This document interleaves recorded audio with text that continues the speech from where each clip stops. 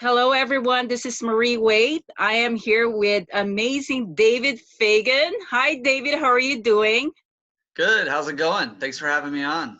Yeah, I am so excited. First of all, I wanted to thank you for inviting me to that gala event in Yeah, sure. Los Angeles. That was such a great experience for me. And the Yeah. fact that I did get to see Debbie Moore and some of the celebrities there, that was so Yeah. cool.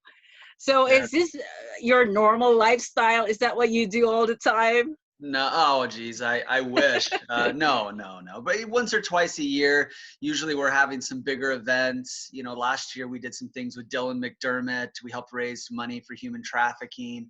The first part of this year, you saw us do something with Ryan Long, who's actually passed away now. Crazy to think, but you did something with him and the gala, and Richard Dreyfuss and Mark Victor Hansen and Demi Moore came. And so, yeah, probably once or twice a year, we'll do some kind of event like that to raise money for a good cause, or to, help people learn more about, getting their message out there.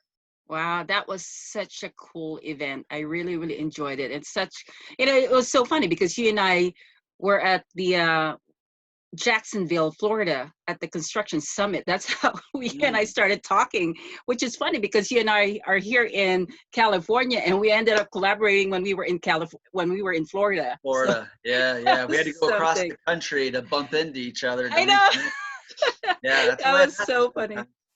But Yeah. anyway, I have known you for years too, though, and I believe Dennis Nirmala was the one that introduced you to me.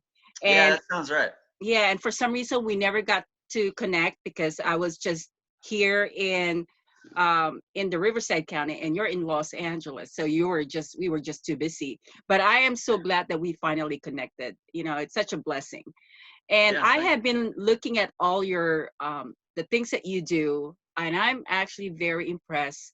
And I wanted to just, you know, um, give me some information of how it all started for you, because as you know, we are in a situation where everybody is staying at home. They've Yeah. lost their jobs, and they're trying to find ways and learn some things that they can find opportunity to bring some money, for their family, or just to provide. So, and I know that you have been very successful. So can you give us some of your story? And I'm gonna Sure. highlight you, and so everybody can really understand how you've done it and successfully. Okay. Okay. Well, I'll skip past my birth and my early years, and I'll get more into the meat of it. But yeah, I've always done speaking. I've always done a lot of sales and marketing jobs, even for big banks, for software companies. It wasn't until probably about 2008 that I started doing a really big contract for Infusionsoft that I think a lot of people know of. And I helped them when it came to speaking on stages and selling their software.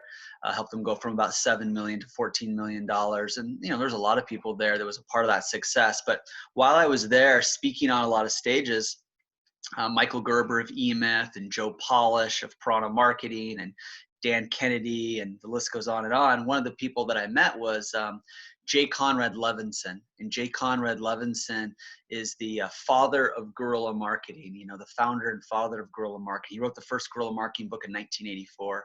And I got Okay. to learn from him and be, I guess, an apprentice, so to speak, of his. And I actually ended up becoming the CEO of guerrilla marketing. And that's what I did from about 2009 to 2010. I did went from a year contract of Inc. 500 and Infusionsoft to a year of working with Jay Levinson and getting to co-author a book with him. And I like to tell people that because I think a lot of people sort of frown upon, I can never work for anyone, or I can never, I got to be my own person. But, there's a lot to be learned from, being a part of a good team, and finding a great mentor, and being willing to be that apprentice. And that's what I did with Jay Levinson. And from there I went on and kind of started my own media company and marketing company. And a few years later I bought a Beverly Hills PR company from Michael Levine. And then Michael Levine was another one of my great mentors. Michael Levine is a very famous a Hollywood publicist. They've represented 58 Academy Award winners, 34 Grammys, 42 New York Times bestsellers.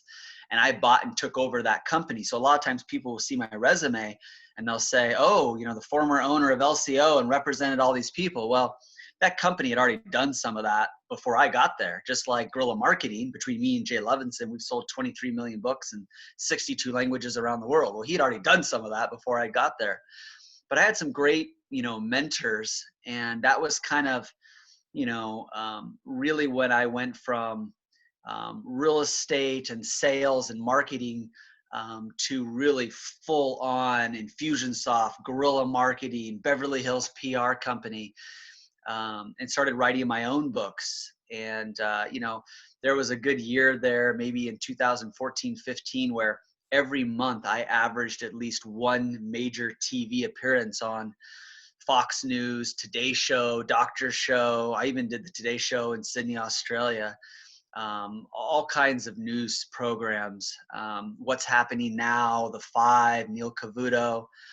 And I just bring that up because, I practice what I preach. I don't tell people, hey, here's how to go out and get on the media. Here's how to get published, or here's how to do these things. This is things that I really do. So I've had a company called Ikon Builder Media for about the last 10 years.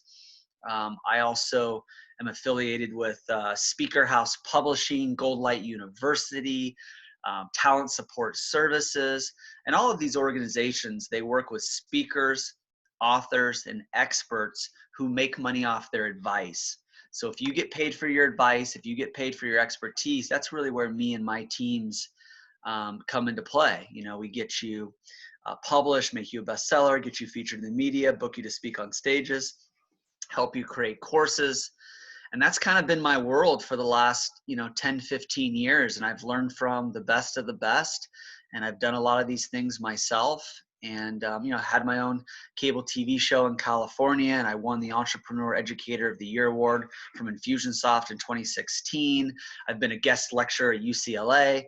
And I don't say that really as a way of bragging. I just say that as a way to answer the question, why you? And Marie, I think everybody is asking that question, why you? They're either asking it subconsciously or consciously. Why should I read your book instead of someone else's book? Why should I go to your event instead of someone else's event? Why should I, hire you instead of hiring somebody else? In that way, people have a limited amount of time, money, and resources, and we have to have a really good answer to that question, why us? And it's our accomplishments, it's our achievements, it's our ability to get results for other people that qualifies us to win over those opportunities. But yeah, that's kind of the brief background. Obviously there's, I could go on and on, but that's a pretty solid background. Okay, well, I've heard from what you just said is that it seems like you have to have good connections, Yeah. from established companies also in Yeah. order for you to learn. Yeah. And I've also heard from what you said is that you have to have somebody mentor you to go through this process. So my question is, did you have any kind of challenges going through, in spite of you having a mentor? Yeah. Did you have any kind of challenges to where, you find yourself struggling from, working from someone else to being, you're having your own business? Oh, sure. I mean, there's all kinds of struggles. I mean, some of the struggles I faced, people probably won't have to face as much themselves, but we all have struggles. When we had our Beverly Hills office, we had anywhere from 10 to 20 interns that were there for free just to get experience, just to get close to the celebrities that we work with, and just to get experience working for a Beverly Hills PR firm. Well, laws came out and changed kind of how the intern world worked. I've had times where we've done, massive sales, 6 figures, 7 figures. But then now we have all this work we need to do for people. So we have to stop marketing and selling, and now we're fulfilling. And so you have the growing pains of, you get really busy and then you run out of business. So you have to go get more business, and then you get a bunch of more business, and then you work on that business. But because you're working on that business, you stop marketing and selling. So all of a sudden you get these months that go high and low and high and low. So, learning how to scale, learning how to grow, learning how to deal with industries and marketplaces. We used to be in offices. Now we're virtual. Some people work well virtually. Some people don't. Okay. we do really well with content, but now, especially in light of things going on in the world, now everyone's creating content. 10 years ago, when I wrote my first book, there would be hundreds of books coming out every month. Now there's thousands of books coming out every month. There's like 5,000-6,000 books coming out every day. So what are you doing to separate yourself from everyone else? What are you doing to really earn people's business and eyeballs and time? It can be difficult. I think funding is always a challenge. Team building is always a challenge. Mm-hmm. Making things scalable is always a challenge. Technology is always changing. That can be a challenge. So yeah, there's a lot of things that we have overcome and we continue to have to overcome. Okay. So currently, I know you have a lot of clients, and Mm-hmm. I'm just wondering, do you have any clients that were affected by the coronavirus situation, and how are they dealing with that right now? Yeah. I think the upside is people have more time, or they feel like they have more time. Probably we always probably had as much time as we have right now, but it feels like we have more time. And so people are spending more time writing their books, creating courses, recording videos, creating content, which is really good. People are researching more, they're reading more, they're studying more, they're learning more, which is really good. That's good. On the flip side, though, everyone, I don't want to say everyone, but a lot of people are very reluctant to how do they want to spend money and how do they want to invest money. They're a little reluctant, like, let's see what happens here. Before I spend another 10 grand or 20 grand or 30 grand, or maybe even a couple $1,000s, they kind of want to wait and, well, let's just kind of wait and see what happens. So on one hand, there's a lot of people kicking tires and kicking up dust and doing things. But on the other hand, there's people who aren't really spending money, or not as much money, because they're kind of in waiting mode. Okay. Do you think it's in spite of the situation that they still have to continue their investment on their business or on any kind of portfolio that they have, in spite of the uncertainty? Yeah, you got to be smart for sure, and you got to be strategic for sure. But what we've learned through a lot of decades, and I'm probably older than what I look, here in my mid You look 40s, good. I'm in my mid 40s, and one of the things that we've learned over time is that it's really in the shifting that opportunity really creates itself. And I don't want to be lip service and be like, oh, how to recession proof your business. Like, we're not even really in a recession. But the bigger idea here is the money's still out there. It's just shifted and changed. And so it's up to us as business owners to go, well, what do we do right now? I'll give you some examples. So unfortunately, there are a lot of people out of work. But because there are a lot of people out of work, there are opportunity for business owners who need good people. We can go and find good people and get very creative and hire some very affordable talent. Because the economy had been so strong and the job market has been so strong, it can be hard to find good people who aren't demanding and expecting a lot.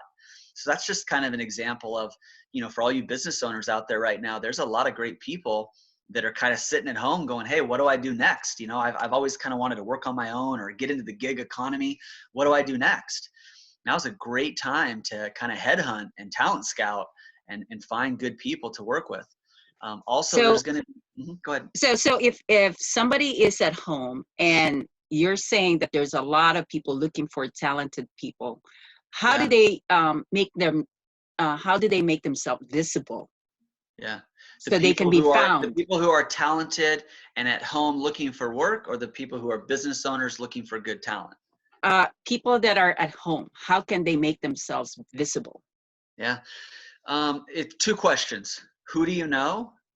And who do you know who knows who you want to know?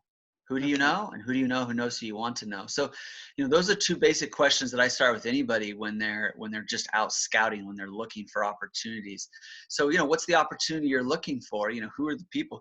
If you're looking for a certain kind of job, if you want to be in a certain kind of industry, you want to have a certain kind of business, who do you know?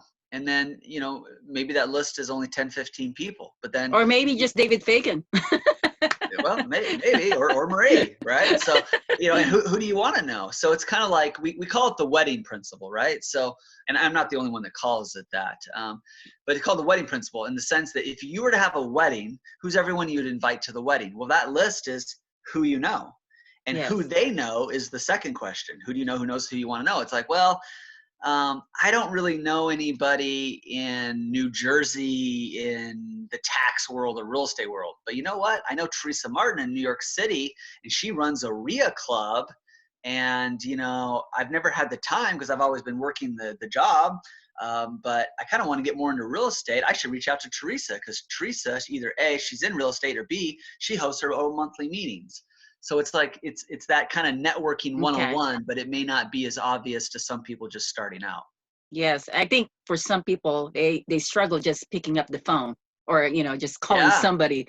And No, it's, that's so true. There's a massive fear of the phone. And quite honestly, I've gotten spoiled. I don't even like to use the phone as well. A lot of my best clients, there's a, excuse me, there's an expression, good times create bad policy. And what that essentially means is when it comes easy, we get spoiled, right? yes. We got very spoiled in the real estate market in the 2000s. Business owners, over the last couple of years, we've gotten really spoiled too, right? In various ways. And nowadays we need to pick up the phone more. And it can make us anxious. It can make us, oh, okay, we got to get on a call. How long am I going to be stuck on the call? Mhm. There's kind of this fear of the unknown. There's fear of rejection. But you're absolutely right. And even interns, like young people, we still will work with young people. It's amazing. We have to train them on how to use the phone. They're not, I mean, they text and they Skype and they Totally. message and they Instagram and they Snapchat and no, just call them. Like, just pick up the phone and call them. Like, that's really foreign to a lot of young people. Well, I'm experiencing that with my son because my son is, a busy kind of a person, but he tends to text, and I would always call him, and I will make sure that he will answer the phone and talk to me because they get used to just texting and they forget that, hey, I want to hear your voice and I want to be able to connect with you. And so it's the same thing with other people where, I think just Yeah. making a call and even just trying to share some ideas or thoughts that you have, because you will never know what kind of information you can get from someone just by talking to them on the phone. Yeah. Well, and here's a great topic for us to discuss just a little bit. Mhm. My best clients are the ones that have the money. And the older you are, the more likely you are to be more established and have money. And the people who can afford my services that are thousands and tens of thousands of dollars, Okay. they're typically from, maybe 40s, mid 40s, but more like 50s and 60s. And one of the things that I've learned about the decades and the generations is the older these people are, the more they want to sit face to face and talk to you or be on the phone and talk to you, and the less they want to email and text and use technology. So we got to go where the money is. So if you're not getting on the phone and even trying to get face to face from time to time, you're probably missing out on some pretty big opportunities. The younger you are, the more normal and average it is that it feels just to sit there and text a lot and message a lot. And that's fine. There's nothing wrong with any of that. But just know that generationally and age-wise, um, if you're trying to do everything through texting and you don't spend a lot of time on the phone or just having conversations, you're missing out on some opportunities, because the biggest, most successful people that I've ever worked with, Harry Dent, the economist, John Asseroff, some of these big clients that Yes. I've had, big time real estate, developers, media moguls, people, I've dealt with Fox News a lot, the producers. These people, they want to have a conversation. They want to see how you communicate and how you respond and what's your ability to, carry on an intelligent conversation, because you're a reflection of them, or you might be if you're going to work together. Wow. That's amazing. So David, one more question. Sure. If someone is listening to us right now and they wanted to really learn more from you, and I'm Yeah. sure you have a lot of programs that you can offer, and this person is, a little bit tight with funding and all of that because you are an expensive coach. Sure. So do you Sure. have any program for people like that? Yeah. Well, one of the things they could do is they could go to iconfreegifts.com, Okay. iconfreegifts.com. That's a website where I give away some of my books, like ebooks, and I give away some really cool visual aids. Okay. And people can get on my email list and my contact list. And so as I share things about dates and trainings, I've got a lot of trainings that come up. As a matter of fact, next Tuesday, I'm doing a master class on writing, Wow. publishing books, creating courses. And so if you were in my database, you would have been notified about that. So you go to Icon Free Gifts, Okay. get some free gifts, get on my email list, and then learn more about that. You can also come to one of my joint venture events. I have these events where I bring together my clients and my partners, and I introduce people and I celebrate people. And that website's jvsalessummit.com. And the next live one is in July, and we're planning on the world being somewhat better for then.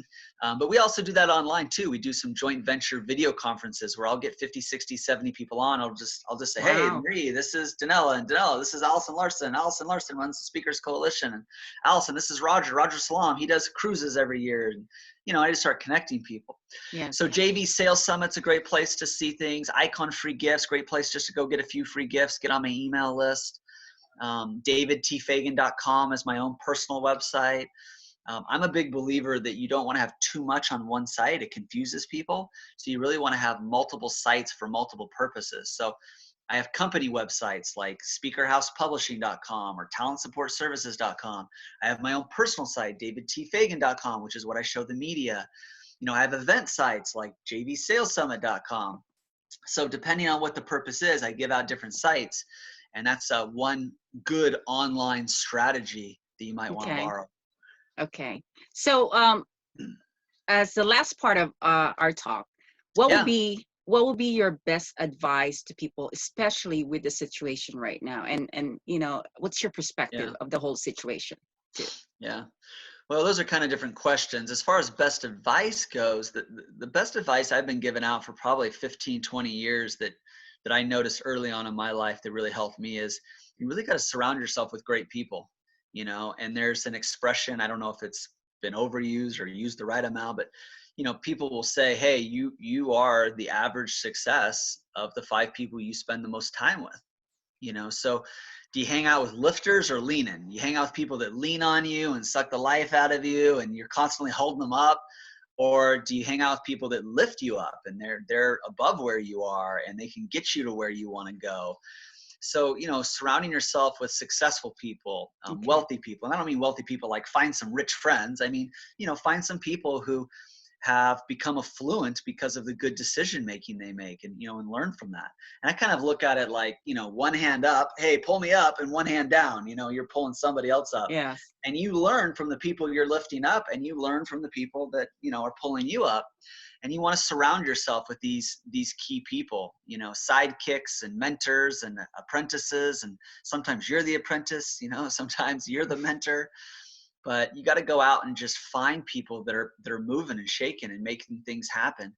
And right now, especially where we're all kind of by ourselves a little bit, even more so, sometimes I'm just hopping on the phone with friends and people I respect. Hey, what are you doing now? What are you doing now? Oh, did that work? Oh, that didn't work. Okay, well, what did work? Oh, that worked. Oh, how did you do that? Oh, maybe I can do that too. And you're having those conversations, Yes. because right now it's like you do something good. It's like you high five yourself in your house, like, oh, good job, David. So you gotta kind of get out and even do what we're doing right now, Marie, and just communicate, Yes, and, that's true. collaborate. That's true. I've been, been very creative also for myself. And this call that I did with you is something that I have been thinking this is going to be good for a lot of people. So I Yeah, think every day you come up with so many ideas that you can really enhance and just enjoy it too at the same time. I mean, yeah. right now I'm enjoying talking to you, David, and I'm so glad that we had this call. But again, thank you so much for your Thank time. you. That's amazing. And what's your next plan? Because I know we're dealing Sure. with coronavirus, but what is your goal for this year and what's your plan? Big plans. Yeah, that's a good question. Things are shifting right now, but I would say probably the biggest thing is we have already created an online university called Gold Light University. Okay. And, you know, it is some place that is holding a lot of courses, faculty, professors, and just really getting out not just the knowledge to people like me and you, but even people in other countries, other languages. Um, what the whole world is realizing right now is, as they're shutting down schools, colleges of all kinds, there's a lot of ways that people can still learn. And people put off these other ways of learning because they're just a little bit different for most people. Mm-hmm. But it's forcing people to learn online, and people are realizing, hey, this works. And there is a massive online learning movement. And I think a lot of people think, oh, that's been around forever. Well, maybe, but it is going to blow up over the next year or two. And if you want I to think so learn, too. there's going to be a lot of opportunities for you. And if you want to teach, it's going to get very competitive. So you need to really hone your teaching skills and your course materials. What was once good will no longer be good because it's just going to get very competitive. So there's going to be a lot of opportunities, but you're going to have to really raise the bar both as a teacher and as a learner. Yes. Well, that's such a good information Mm-hmm. for people. But anyway, I don't want to take more of your time, but I really, really appreciate this conversation. And I hope that people can get a lot out of this call. And if they need to reach you, I hope that they will, because, you know, you definitely can give them a lot of programs and benefits that will help them in their life. But Thank you. anyway, thank you so much, my friend. Okay. And Thanks. I will talk to you again. All right. Sounds good. Thanks, All Marie. right. Okay. Bye-bye. All right. Bye-bye.